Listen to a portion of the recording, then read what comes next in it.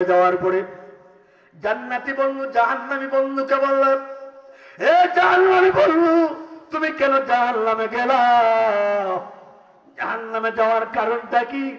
জাহান্নামী বন্ধু তখন উত্তরে বলবে, জান্নাতি বন্ধুরা, আমি জাহান্নাম হয়েছি সাইর কারণে। আরো জোরে কোন কারণগুলা কই লিখতাম নি মনে মনে কইবা মৌলানা নাজমুল ইসলাম ভাই আর আরেক ভাই আর হবিগঞ্জের মোল্লারে দাওয়াত দিও না কইলিতাম, কারণ না হইলে এই যে কথাগুলো কইমু জানি লুকি আছে এর লাগে ভয় লাগে, বলবো সকলের গায়ে কিন্তু লাগতো না, কইতো দেখি এখানে যদি এখন লবণ লাগাই দিই জ্বলব, কেন জ্বলতো না? আমি কারণ কাটা না, কতক্ষণ ঠিক কিনা, আর যদি একটু চামড়া চুড়াই একটু লবণ কথা কয় না কেন? ওখানে খাটা খাটা গায়ে লবণ ছিটা দিলে জ্বলো, কথা কয় ঠিক কিনা? ওয়া শুনলে সকলের জ্বলতো না, জ্বলব কাটা গায়ে কা কাটা গা, কথা কয় ঠিক কিনা? হ্যাঁ বলো, তুমি কেন জাহান্নামে গেলা? একসাথে চলাফেরা করলাম, কত আড্ডা দিলাম, কত ঘোরাফেরা করলাম, রাজঘাট মাহফিলে গেলাম, কিন্তু দেখা যায় আজকে তুমি জাহান্নামী, আজকে জান্নাতি। কারণটা কি রে বন্ধু? তখন জান্নাতি বন্ধু জাহান্নামী বন্ধুকে বলবে, জান্নাতি বন্ধুরা, আমি জাহান্নাম হইছি চার কারণে। কয় কারণ? প্রথম নম্বর কারণ বন্ধুর কাছে বন্ধু বর্ণনা দেয়, প্রথম নম্বর কারণটাই হইল কালু লাম নাকু মিনাল মুসাল্লিন। ও বন্ধু, প্রথম নম্বর কারণ আমি দুনিয়ার জমিনে নামাজি ছিলাম না, কথা কোন থেকে না? নামাজের সংখ্যা কম না বেশি? আর যারা কম না বেশি? এবং তুমি নামাজ পড়তাম, আমি নামাজ পড়তাম না, তুমি নামাজে যাও, তুমি নামাজে যাইতাম, কিন্তু আমি নামাজ পড়তাম না, তুমি নামাজ পড়তা। আমি নামাজ না পড়ার কারণে জাহান্নামী, তুমি নামাজ পড়ার কারণে জান্নাতি। দুনিয়াতে একসাথে চলাফেরা করছি, কত আড্ডা দিতে রে বন্ধু। যখন দেখা যায় জিকার আজকার যখন মাহফিলের মধ্যে তুমিও গেছলা, আমিও গেছিলাম, মাগরিব থেকে আসা পর্যন্ত বয়ান শুনছিল, মাগরিব থেকে আসা পর্যন্ত তুমি বয়ান শুনছিলা, আমিও বয়ান শুনছিলাম। এমত অবস্থায় আসা আজান হয়েছে, তুমিও প্যান্ডেল থেকে বের হয়েছো, আমিও প্যান্ডেল থেকে বের হয়েছি। এত সুন্দর যে মসজিদটা দেখে আসলাম, আলহামদুলিল্লাহ মনটা ভরে গেছে। এত সুন্দর মসজিদ, সুন্দর মসজিদ, সুন্দর ইমাম সাহেব, কথা কয় না? আয়সা শুনলাম ইমাম সাহেবের তেলাওয়াত কে জানি বলছে অনেক মধুর। আপনারাই বলা জানেন, আমি তো শুধু আটকাইছি ইমাম সাহেবের তেলাওয়াত মজা কিনা। ইমাম সাহেবদেরকে মহব্বত করবেন নি? কিটা মহব্বত করতে হয়? ইমামের বেতন বর্তমানে যেটা দেয় এটা মহব্বত না, কথা কয় না? 5,000 10,000 এর হুড়ের উঠে না। যেই বেড়া আপনার সারা জিন্দিগি লইয়া সামনে দাঁড়ায়, এই বেড়ার বেতন 5 আর 10 উঠে দেয় না, আসেনি? ইমাম সাহেবদেরকে মহব্বত করবেন, আমাদেরকে মহব্বত করবেন। ইমাম সাহেবেরও বউ বাচ্চা আছে, কথা বল ঠিক কিনা? আল্লাহ ইমামদেরকে, শুধু এই ইমাম না, সকল ইমামদেরকে সকলে মহব্বত করা তৌফিক দান করুক। হ্যাঁ বলবো, আমি প্যান্ডেল থেকে বের হয়েছিলাম, তুমিও প্যান্ডেল থেকে বের হয়েছিলা। আমি প্যান্ডেল থেকে বের হইয়া গিয়েছিলাম নামাজ পড়ার জন্য। ও বন্ধু, তুমি মসজিদ থেকে তুমি প্যান্ডেল থেকে বের হয়ে নামাজে ছিলাম, আমি প্যান্ডেল থেকে বের হয়ে নামাজে যাই নাই। মুয়াজ্জিন সাহেব আযান দিয়েছে, তুমি আল্লাহকে খুশি করার জন্য গিয়েছিলাম মসজিদে, আর আমি প্যান্ডেল থেকে বের হইয়া ওই যে মাহফিলের উদ্দেশ্যে কিছু দোকান হাট বইছিল, এখানে যে পান আর সিগারেট আর ফুলের লোকে দেখা লইছিলাম, কথা কয় না? আর জোরে কর। আমি গিয়েছিলাম দোকান বাড়ি বৈশা ঘষাঘষি করার জন্য, কোন মাইয়াটা সুন্দর একটি পিচিং করা যায়, কথা কয় ঠিক না? পান আর সিগারেট খাইয়া সময় কাটাইছি, কিন্তু দেখা যায় তুমি আল্লাহর ঘরের মধ্যে গিয়া সময় কাটাইছো। আমি কাটাইছি শয়তানের পথে, তুমি কাটাইছো আল্লাহর পথে, কথা কোন ঠিক কিনা? একসাথে চলছে ঠিকই আছে। আমি নামাজ পড়তাম না, তুমি নামাজ পড়তা, তুমি ছিলে নামাজি, আমি ছিলাম বেনামাজি, কথা বলেন ঠিক কিনা? ও বন্ধু বলুন তো দেখি, কিয়ামতের কঠিন ময়দানে যদি বন্ধু বন্ধুকে জিজ্ঞাসা করে শরম লাগবে নি? আরো যেরকম শরম লাগবে নি?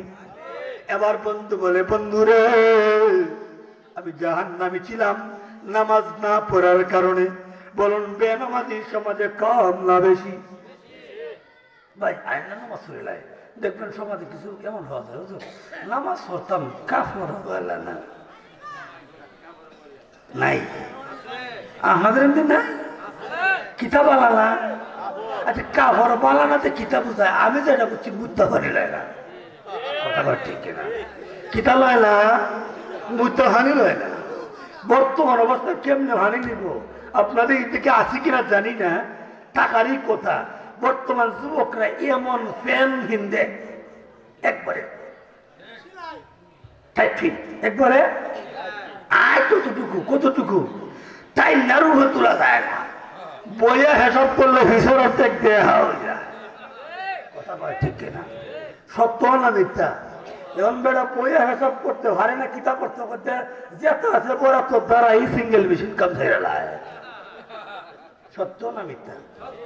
আজকে বাস্তব কথা বলতেছি, 1400 গ্যাস সন চিনেন তো আপনারা? চিনেন না? আমি গেছি হিসাব করতাম, হিসাব করে আমি বুঝি আর একটা দিক থেকে উঁচু হয়ে দৌড়াইছে, দৌড়া উভয়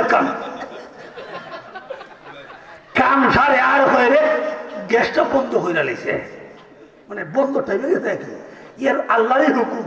গ্যাসটা খুব কষ্ট করে আনিছি, 2 মিনিট আগে আমরা লইছি, 2 মিনিট পরে বন্ধ রয়েছে, হ্যাঁ উভয়ে উভয়ে হিসাব করে আর কয়ে গ্যাসটা বন্ধ করে রেখে আসেনি। আরো জোরে কাম উভয়ে হিসাব করা সুন্নত, কথা কয় না? উভয়ে হিসাব করা সুন্নত, আল্লাহর বিধান না শয়তানের বিধান?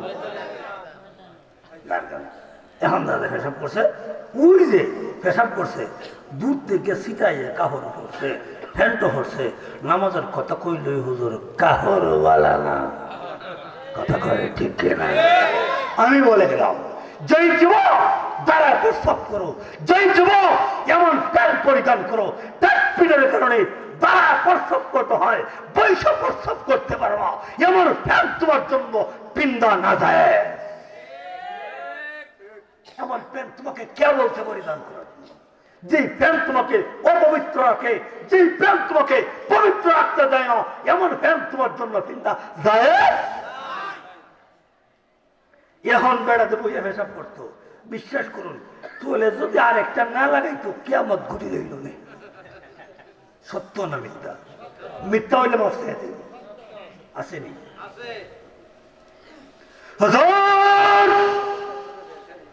নামাজ পড়বো কাপড় ভালো না, আপনি নামাজ পড়া নেন, গলা যেহেতু ভালো না এজন্য ব্যাখ্যাও করতে পারতেছি না, আপনারও বিরক্ত হইতেছে আমি বুঝতে পারতেছি, খুব কষ্ট হইতেছে, খুব খুব কষ্ট, যেটা বাসায় দিয়ে বুঝতে পারতেছি না। আর একটু অল্প সময় করবো, কারণ আমার এত কষ্ট যেটা বাসা দিয়ে আপনাদেরকে বুঝাইতে পারবো। দেখছেন আল্লাহ সকলকে কবুল করো, সকলের নাম।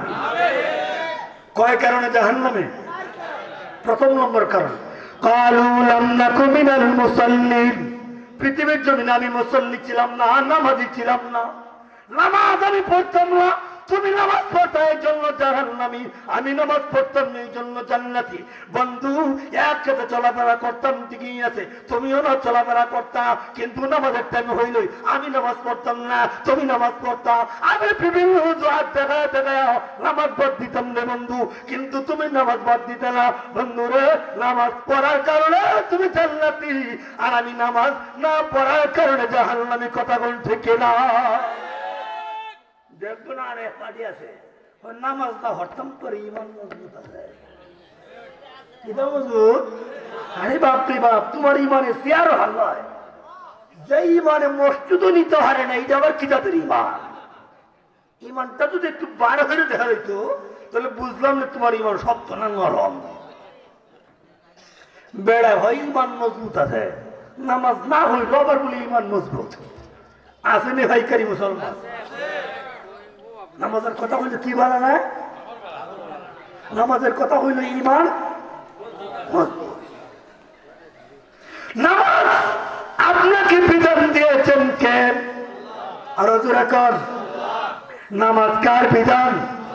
নামাজ কে চাবি? আরো জোরে কর, আসসালাতু মিফতাহুল জান্নাতি সালাহ, নামাজ হলো বেহেশতের চাবি। কথা বল ঠিক কিনা?